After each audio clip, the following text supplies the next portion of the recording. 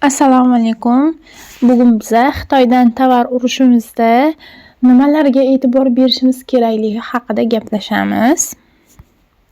Bizaga Pinduoduo ilovasi ishlamay qolishi mumkin. Shu uchun VPN ilovasini yuklab olishimiz kerak. VPN ilovasi yoniq bo'lganda, mana yoqdim men. Ishlaydi. Kirganingizda sizga Pinduoduo ilovasi qotmasdan ishlab beradi. Mana.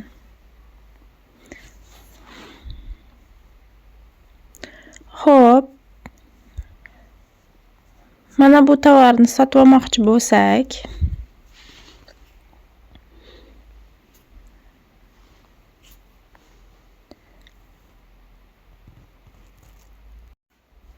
bizadan so'rayapti, mana robot emasligimizni isbotlash uchun mana bu shakllarni joyiga qo'yishimiz so'raladi.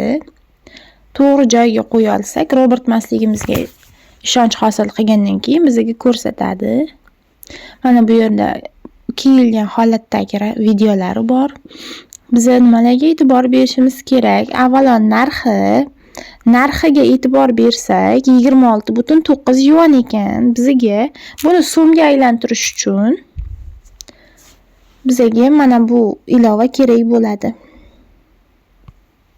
Sizlarga ham yuklab olishlaringizni tavsiya qilaman. Xo'p, 29 nechi? 26,9 yuan. 26,9 46,258 so'm. 47,000 bo'lar ekan.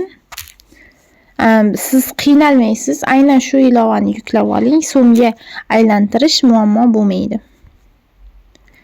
Demak, bu 47,000 ekan. Xo'sh, biz yana nimalarga e'tibor berishimiz kerak? Avvalo, odzivlarga e'tibor berishimiz kerak. Mana bu birinchida turgan yuvanni pastidagi yashil yozuvni pastidagi qora yozuv bu mahsulot haqida ma'lumot beradi bizga. Buni tarjima qilib olishimiz uchun o'tgan darsda tushuntirganimdek, shunday skrinshot qilasiz. Translate ga tashlab olasiz. Kamerani bosamiz. Odzivlarga e'tibor beramiz avvalo.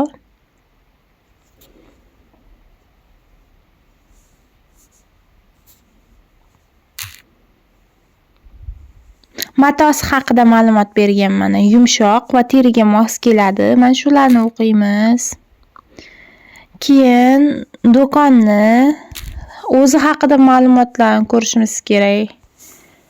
Hamma bu yerdagi bu ilovadagilar hamma narsasi sifatli, ammo firibgar magazinlar ham bo'lishi mumkin. Biz shu uchun magazinni o'zi haqida ham to'liq ma'lumotga ega bo'lishimiz kerak. Tarjima qilib olamiz.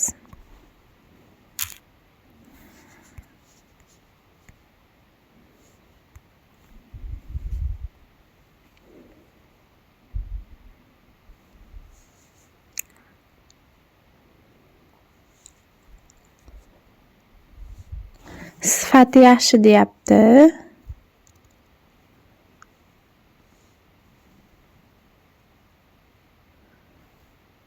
Do'kon kafolati. Bizga aynan shu joyi kerak. Qarang, do'kon kafolati degan joyi, demak bu do'konda kafolat bor. Necha kunda yukni jo'natishi, sizga necha kunda jo'natib yuborishi hamda qayta olishi haqida ma'lumotlar berilgan bu yerda. Albatta bu narsalarni qaytarib bera olmaysizlar, lekin necha kunda jo'natish haqida ham ma'lumot berilgan bo'ladi. Endi yana pastga tushamiz.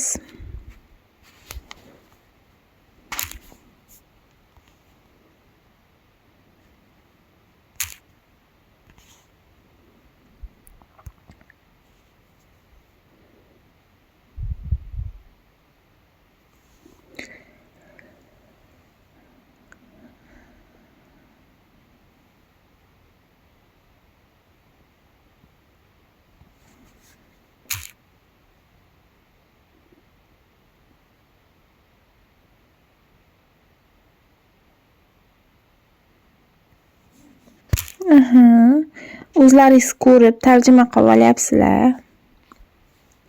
Bu yerda razmerlari haqida ma'lumot bergan.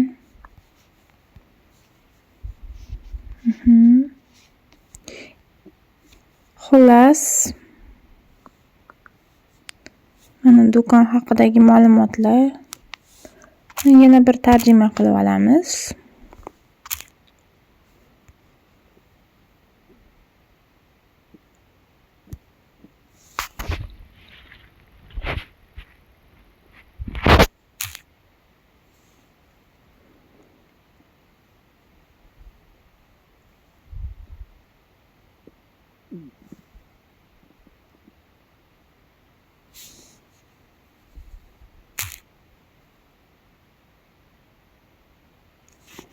Atsivlar.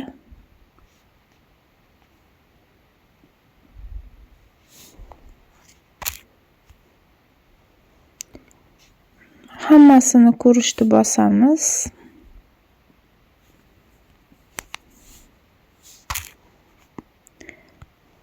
Shu tarzda ma'lumot olasizlar.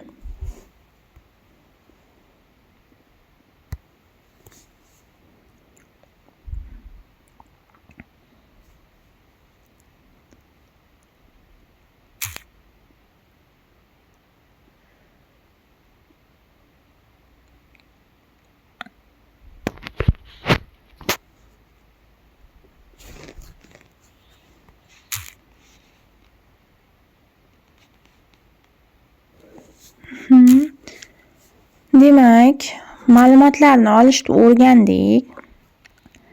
Olmoqchi bo'lsak, yozamiz. Zakaz urish haqida keyingi darslarimda ma'lumot beraman. Demak, biza avvalo narsa zakaz qilishimizdan oldin bularni albatta o'qib chiqishimiz kerak. Aynan nimalarga e'tibor berishimiz kerak? Necha kunda yetib kelishi, bunda hozir 7 kunda yetib keladi degan. Necha kunda yetib kelishi, do'konni kafolati hamda sifatiga hamda odzivlariga e'tibor berishimiz kerak biza narsa buyurtma qilishdan oldin.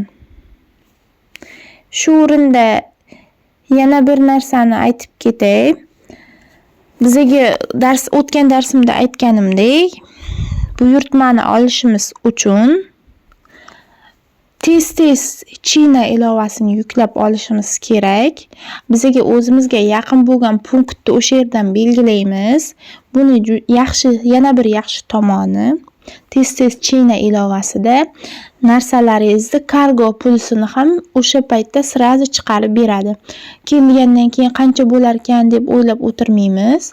Bizaga narsani zakaz berganimizdan keyin tez China ilovasi orqali to'g'ridan to'g'ri grammini aniqlab, qancha bo'lishigacha chiqazib beradi. Oldindan pulimizni tayyorlab qo'yishimiz mumkin.